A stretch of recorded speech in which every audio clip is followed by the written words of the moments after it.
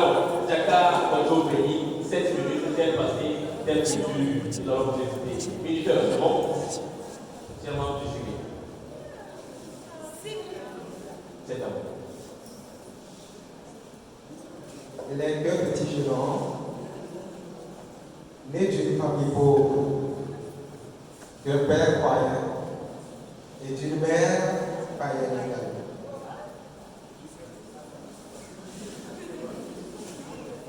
Son parcours n'a pas été facile. Mais je vous assure, un seul jour,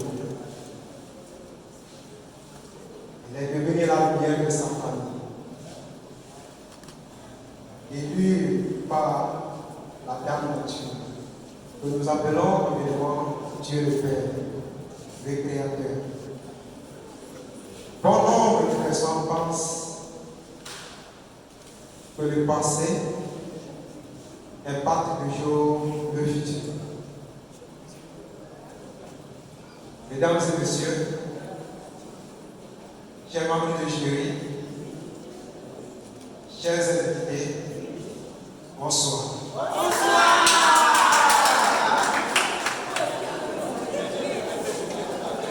Tel passé, tel futur. Le passé, le présent et le futur. Voici, mesdames et messieurs, l'ensemble des conditions, le trilogie de la conclusion du temps, comme le notaire, le géographe, et nous en sommes conscients de ces 3 temps.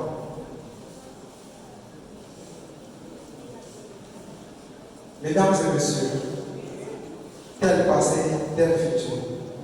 Voici la notion soumise à notre appréciation et qui nous réunit cette soirée. Mais avant de continuer, il serait intéressant de comprendre l'argumentation que renvoie chaque terme de notre position. Le passé est l'ensemble des événements sous l'angle ou bien vu sous l'angle du temps qui n'est plus. Le futur, c'est un temps à venir. Et c'est un temps que nous n'avons pas connaissance.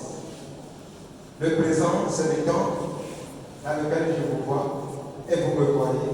C'est le temps que nous vivons, si présent. Et si tel est le cas, je dis non à tel passé, tel futur. Voyons l'histoire de ce jeune homme qui n'a pas une famille très heureuse et sa vie était misérable. Mais un seul jour, une lumière s'est apparue dans sa vie. Et c'est ce changement qui l'a fait briller. Il est devenu, jusqu'à le jour, un élève ou bien un jeune homme très brillant. Le futur, c'est le temps que nous n'avons aucune connaissance. Il est vrai. Aujourd'hui, il existe de nombreuses façons dont peut se dérouler le futur que nous n'avons rien ou bien aucun lien avec lui. Le discernement de nos jours avec le chrétien, en tout cas je dirais à un appelé de Dieu, lui permet de prendre les meilleures décisions dans le présent pour façonner son futur. Référons-nous à cette dame de perte de sang durant son passé. Mais tout le monde a raconté Jésus-Christ, cela a pris fin et sa vie a changé. Avec l'histoire de Joseph, il n'a jamais su qu'il peut devenir un premier ministre. Je vous assure, faisant recours à son passé, il est devenu le meilleur de son famille et de son pays. Juste pour vous rassurer que je dis non à tel passé, tel futur. Notre passé n'est pas forcément notre futur.